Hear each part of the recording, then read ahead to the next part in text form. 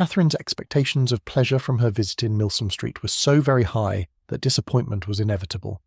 And accordingly, though she was most politely received by General Tilney and kindly welcomed by his daughter, though Henry was at home and no one else of the party she found on her return, without spending many hours in the examination of her feelings, that she had gone to her appointment preparing for happiness which it had not afforded, instead of finding herself improved in acquaintance with Miss Tilney. From the intercourse of the day, she seemed hardly so intimate with her as before. Instead of seeing Henry Tilney to greater advantage than ever, in the ease of a family party, he had never said so little, nor been so little agreeable. And, in spite of their father's great civilities to her, in spite of his thanks, invitations and compliments, it had been a release to get away from him. It puzzled her to account for all this. It could not be General Tilney's fault. That he was perfectly agreeable and good-natured, and altogether a very charming man, did not admit of a doubt, for he was tall and handsome, and Henry's father. He could not be accountable for his children's want of spirits, or for her want of enjoyment in his company. The former she hoped at last might have been accidental, and the latter she could only attribute to her own stupidity.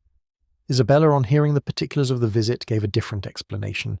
It was all pride, insufferable haughtiness and pride. She had long suspected the family to be very high, and this made it certain. Such insolence of behaviour as Miss Tilney's she had never heard of in her life, not to do the honours of her house with common good breeding, to behave to her guest with such superciliousness, hardly even to speak to her. But it was not so bad as that, Isabella. There was no superciliousness. She was very civil. Oh, don't defend her. And then the brother, he, who had appeared so attached to you. Good heavens! Well, some people's feelings are incomprehensible, and so he hardly looked once at you the whole day. I do not say so, but he did not seem in good spirits. How contemptible! Of all things in the world, inconstancy is my aversion. Let me entreat you never to think of him again, my dear Catherine. Indeed, he is unworthy of you. Unworthy? I do not suppose he ever thinks of me. That is exactly what I say. He never thinks of you. Such fickleness! Oh, how different to your brother and to mine!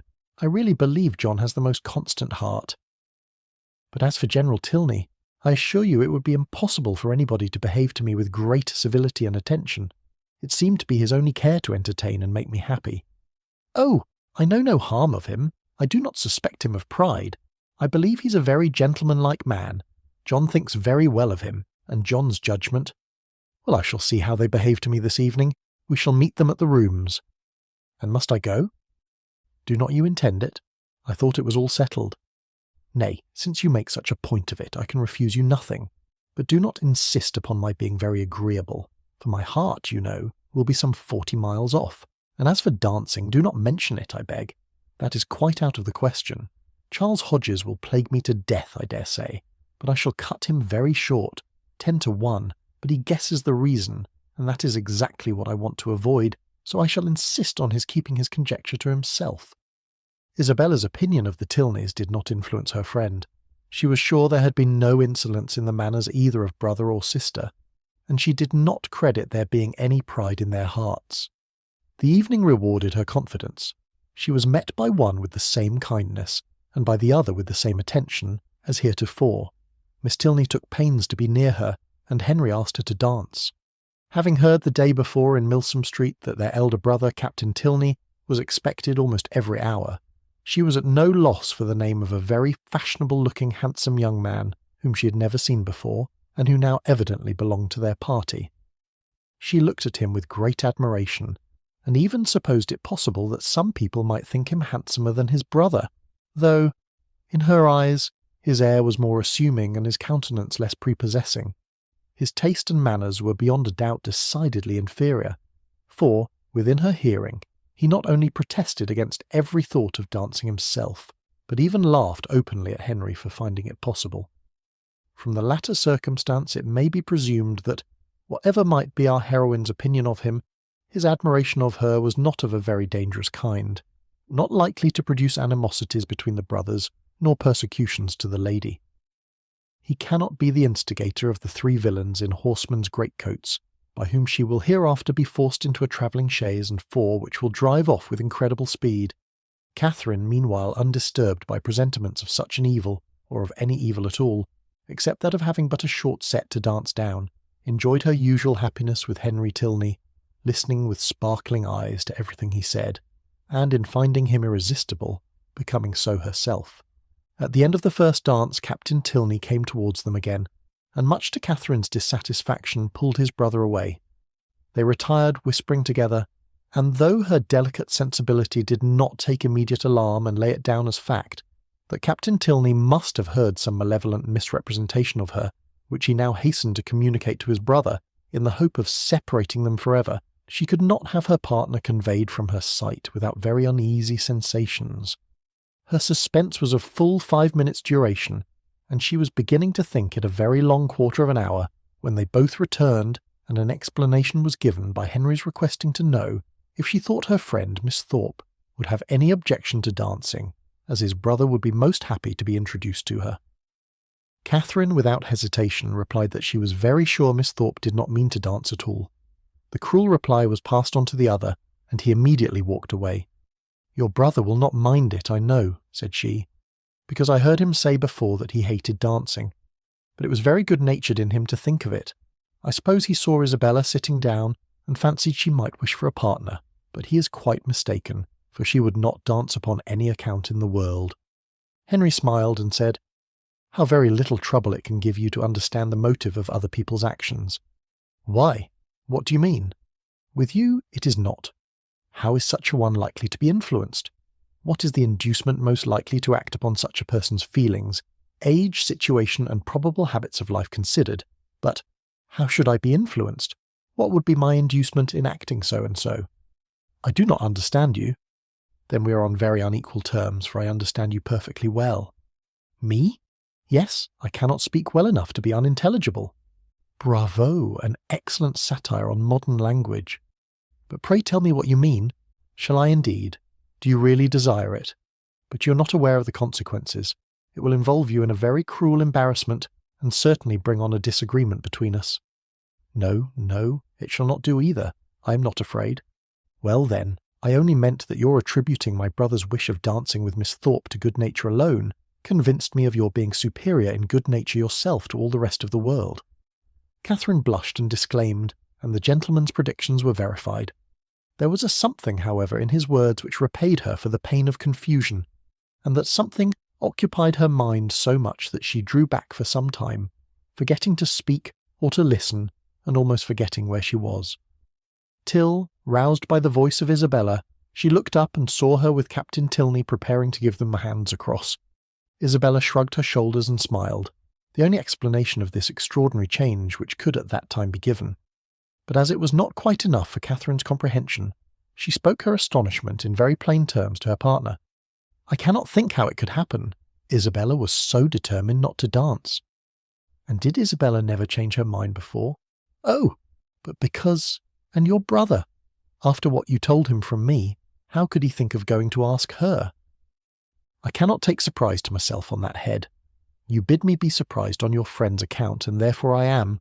But as for my brother, his conduct in the business, I must own, has been no more than I believed him perfectly equal to. The fairness of your friend was an open attraction. Her firmness, you know, could only be understood by yourself." "You are laughing, but I assure you Isabella is very firm in general." "It is as much as should be said of anyone. To be always firm must be to be often obstinate. When properly to relax is the trial of judgment, and without reference to my brother, I really think Miss Thorpe has by no means chosen ill in fixing on the present hour." The friends were not able to get together for any confidential discourse till all the dancing was over. But then, as they walked about the room arm in arm, Isabella thus explained herself. "I do not wonder at your surprise, and I am really fatigued to death. He is such a rattle. Amusing enough if my mind had been disengaged, but I would have given the world to sit still." "Then why did not you?" "Oh, my dear, it would have looked so particular, and you know how I abhor doing that. I refused him as long as I possibly could, but he would take no denial. You have no idea how he pressed me. I begged him to excuse me and get some other partner, but no, not he. After aspiring to my hand, there was nobody else in the room he could bear to think of, and it was not that he wanted merely to dance, he wanted to be with me. Oh, such nonsense! I told him he had taken a very unlikely way to prevail upon me. for of all things in the world I hated fine speeches and compliments, and so, then I found there would be no peace if I did not stand up. Besides, I thought Mrs. Hughes, who introduced him, might take it ill if I did not, and your dear brother, I'm sure he would have been miserable if I had sat down the whole evening. I am so glad it is over. My spirits are quite jaded with listening to his nonsense, and then, being such a smart young fellow, I saw every eye was upon us. He's very handsome indeed. Handsome? Yes, I suppose he may. I dare say people would admire him in general, but he is not at all in my style of beauty. I hate a florid complexion and dark eyes in a man. However, he is very well. Amazingly conceited, I'm sure. I took him down several times, you know, in my way. When the young ladies next met, they had a far more interesting subject to discuss. James Morland's second letter was then received, and the kind intentions of his father fully explained. A living, of which Mr. Morland was himself patron and incumbent, of about £400 yearly value, was to be resigned to his son as soon as he should be old enough to take it. No trifling deduction from the family income, no niggardly assignment to one of 10 children. An estate of at least equal value, moreover, was assured as his future inheritance. James expressed himself on the occasion with becoming gratitude, and the necessity of waiting between 2 and 3 years before they could marry, being however unwelcome no more than he had expected, was borne by him without discontent. Catherine, whose expectations had been as unfixed as her ideas of her father's income, and whose judgment was now entirely led by her brother, felt equally well satisfied, and heartily congratulated Isabella on having everything so pleasantly settled. "It is very charming indeed," said Isabella with a grave face. "Mr. Morland has behaved vastly handsome indeed," said the gentle Mrs. Thorpe, looking anxiously at her daughter. "I only wish I could do as much. One could not expect more from him, you know. If he finds he can do more by and by, I dare say he will, for I am sure he must be an excellent good-hearted man. 400 is but a small income to begin on indeed, but your wishes, my dear Isabella, are so moderate, you do not consider how little you ever want, my dear. It is not on my own account I wish for more, but I cannot bear to be the means of injuring my dear Morland, making him sit down upon an income hardly enough to find one in the common necessaries of life. For myself it is nothing. I never think of myself. I know you never do, my dear, and you will always find your reward in the affection it makes everybody feel for you. There never was a young woman so beloved as you are by everybody that knows you, and I dare say when Mr. Morland sees you, my dear child. But do not let us distress our dear Catherine by talking of such things. Mr. Morland has behaved so very handsome, you know. I always heard he was a most excellent man, and you know, my dear, we're not to suppose but what, if you had had a suitable fortune, he would have come down with something more, for I'm sure he must be a most liberal-minded man. Nobody can think better of Mr. Morland than I do, I am sure. But everybody has their failing, you know, and everybody has a right to do what they like with their own money." Catherine was hurt by these insinuations. "I am very sure," said she, "that my father has promised to do as much as he can afford." Isabella recollected herself. "As to that, my sweet Catherine, there cannot be a doubt, and you know me well enough to be sure that a much smaller income would satisfy me. It is not the want of more money that makes me just at present a little out of spirits. I hate money, and if our union could take place now upon only £50 a year, I should not have a wish unsatisfied. Ah, my Catherine, you have found me out. There's the sting, the long, endless 2 years and a half that are to pass before your brother can hold the living." Yes, my darling Isabella," said Mrs. Thorpe. "we perfectly see into your heart. You have no disguise.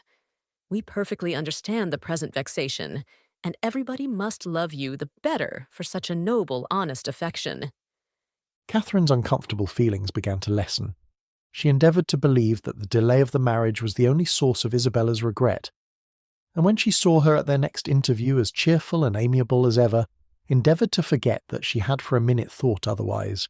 James soon followed his letter, and was received with the most gratifying kindness.